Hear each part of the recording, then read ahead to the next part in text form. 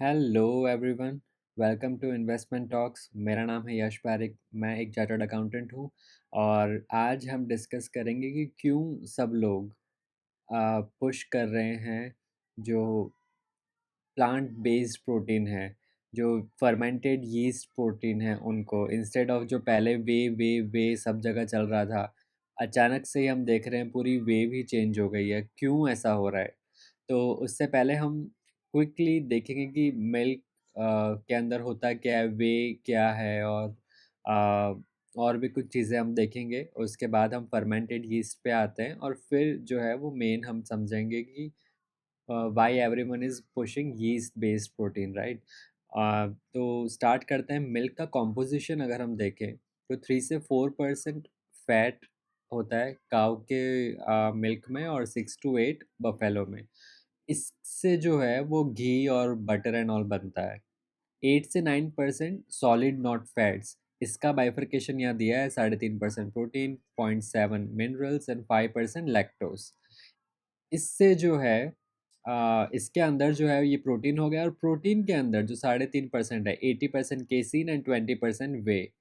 अब केसीन क्या है कि जब भी हम चीज़ बनाते हैं तो वो जो चीज़ है वो यही होता है, लाइक मेन जो है वो कंपोनेंट वो यही होता है, और जो बचता है लिक्विड वो वे होता है। तो जब आप चीज़ बनाते हो उस प्रोसेस के अंदर जो जैसे कि मैं आपको दिखाता हूँ, यहाँ पे जो है वो चीज़ कलेक्ट हो गया और ये जो बचता है लिक्विड में वो हो जाता है वे। उसके अंदर वे होता है, लाइक ये पूरा वे नहीं है। जैसे कि हमने देखा कि ऑलमोस्ट तो पूरा दूध वाटर ही होता है। तो जो चीज़ बन गया, जो सॉलिड फॉर्म में आ गया, वो तो चीज़ बन गया, ठीक है? जैसे ये देखो। और जो बचता है, जो लेफ्ट ओवर है, वो वे होता है, ठीक है? तो फिर उसको जो ये जो बच गया जो वे, इसको फिर है ना, पानी को स्टीम ड्राई किया जाता है तो सिर्फ़ जो बचता है फिर उसको प्यूरीफाई करते हैं। जैसे आपने देखा होगा कि अलग-अलग टाइप के प्रोटीन आते हैं, 70% और 90% और आइसोलेट एंड ऑल। तो वो फिर जितना ज़्यादा आप प्योर करोगे उतना ज़्यादा आपको मिलता रहेगा, ठीक है? और तो आप कहोगे कि केसीन से मतलब सिर्फ़ चीज़ ही बनता है या और कुछ भी? तो और दूसरा है कि भाई केसिन से हम क्यों नहीं बनाते, लाइक जैसे वे फेमस है तो वैसे केसिन प्रोटीन क्यों नहीं आता? क्योंकि एक प्रोटीन के अंदर एक मेन चीज़ होती है जो होती है ल्यूसीन, जिसको बोलते हैं।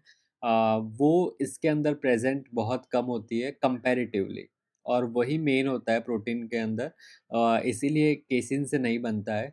और सेकेंडली आपने सुना होगा बहुत बार कि लैक्टोज़ इंटॉलरेंट कोई बोलते हैं कि आजकल लोग कि हम लोग लैक्टोज़ इंटॉलरेंट है। तो वो असली में क्या होता है कि बॉडी के अंदर लैक्टेस होता है। जो होता है कि जो आप ये जो लैक्टोज़ आप जो मिल्क के अंदर होता है, इसको ब्रेक करने के लिए लैक्टेस होता है बॉडी के अंदर। वो इस लैक्टोज़ को ग्लूकोज़ और गैलेक्टोज़ में ब्रेक करता है। बट किसी-किसी की बॉडी के अंदर ये लैक्टेस होता नहीं है, फिर बहुत कम होता है। इसलिए वो इस चीज़ को डाइजेस्ट नहीं कर पाते और इसीलिए उनको ये मिल्क कोई भी मिल्क सूट नहीं होता। और आप बहुत बार आप सुनते होंगे कि जो है वो A1 और A2, ठीक है? तो वो A1 A2 क्या होता है कि जो केसीन होता है, वो केसीन के अंदर 4 चीज़ें होती हैं मेन, और इसके अंदर एक बीटा केसीन होता है। अब बीटा का वेरिएंट होता है A1 और A2। यूजुअली जो इंडियन जो काउज़ एंड ऑल होती है, उनके अंदर A2 मिलता है और वेस्टर्न वाली में A1 होता है। बट ऐसा माना जाता है कि A2 ज़्यादा बेटर मिल्क होता है। तो अब हमें ये समझ आ गया है कि A1 A2 क्या होता है, लैक्टोज़ इंटॉलरेंट और सब क्या होता है, और हम ये भी समझ गए हैं कि मिल्क के जो अलग-अलग चीज़ें हैं वो सब लेयर्स में यूज़ होती है। ऐसा नहीं कि सिर्फ़ एक चीज़ बनती है। फैट को अलग करके आप घी और बनाओगे, इससे आप है ना चीज़ और सब बनाओगे, फिर व्हे को भी, तो आगे-आगे प्रोसेस होता रहता है। तो आप ये कहोगे कि चलो चीज़ के टाइम जो है वो बच गया, तो वैसे पनीर भी तो होता है, तो पनीर का जो व्हे होता है वो क्यों नहीं यूज़ करते? क्योंकि आप कुछ भी बनाओगे तो व्हे तो होगा उसके अंदर। तो उसमें ये इश्यू आता है कि जब चीज़ बनाते हैं तब तो ये स्वीट व्हे होगा, ठीक है? तो उसको हम यूज़ कर सकते हैं। बट पनीर के अंदर जब हम कुछ खट्टा ऐड करते हैं जिससे पनीर बनता है, उससे जो इसकी जो क्वालिटी होती है व्हे की वो कम हो जाती है, और वो क्वालिटी क्योंकि कम हो जाती है, इसलिए ज़्यादा क्वांटिटी में उनको डालना पड़ता है ताकि वो उसकी भरपाई कर पाएँ। कि जैसे कि अगर उनको 10 ग्राम जो है वो डाला है व्हे, उसकी जगह 20 ग्राम डालना पड़ेगा to get same amount of a, आप कह सकते हो कि एनर्जी या कुछ भी। तो आप कहोगे कि तो क्या जब पनीर बनता है, जैसे ये तो चीज़ है, तो चीज़ में का तो ये यूज़ कर रहे हैं, तो क्या पनीर के टाइम जब जो लिक्विड होता है उसको वेस्ट कर देते हैं? नहीं। जब आप जैसे देखते होंगे आप अमूल लस्सी एंड ऑल प्रोटीन वाली आती है, ठीक है? तो इनके अंदर जो यूज़ होता है ना प्रोटीन, वो पनीर वाला होता है, ठीक है? तो वो ये चीज़ वे नहीं होता है। चीज़ वे जो आप प्रोटीन पाउडर खाते हो वो चीज़ वे से होता है। तब इश्यू क्या आ रहा था कि जो मेन जो पाउडर है वो इम्पोर्ट ही होता था, ठीक है? क्योंकि जो इंडिया में इतना चीज़ का कंज़म्पशन नहीं है। अमेरिका, जर्मनी यहाँ सब से जो कंपनीज़ हैं वहाँ से इम्पोर्ट कर रहे थे सब। तो इम्पोर्ट करके बस लेबल लगा के बेच रहे थे, तो अब तक सब बढ़िया चल रहा था। बट सडनली जो प्राइस है रॉ मटेरियल की व्हे की वो पहले ₹900 थी, 900 से 1500-1700 हो गई। तो वो फिर सस्टेनेबल नहीं हुआ उनके लिए। और यहीं जब हम इस प्रोटीन की बात करते हैं, यीस्ट वाले प्रोटीन की, तो उसमें क्या है कि वो कैसे बनता है वो भी एक बार देख लेते हैं कि यीस्ट जो आपने सुना होगा कि ब्रेड और में होता है, तो वैसे है ना यीस्ट को ऐसे कंटेनर के अंदर शुगर और डाल के यीस्ट डाल देते हैं। तो फिर यीस्ट जब शुगर और को खाता है तो उससे वो प्रोटीन बना देता है और फिर उसको फ़िल्टर कर देते हैं, उसको ड्राई करते हैं, ऐसे बनता है। तो उसके लिए किसी पे डिपेंडेंट होने की ज़रूरत नहीं है, हमें कुछ इम्पोर्ट नहीं करना है, कुछ भी नहीं और हम कितना भी बना सकते हैं, कोई लिमिट नहीं है इस चीज़ की, राइट? तो ये ज़्यादा बेनिफिशियल है बिज़नेसमैन के लिए और यही ज़्यादा बेनिफिशियल है और यही ज़्यादा हम कहते हैं ना कि स्केलेबल है, स्केल कर सकते हैं।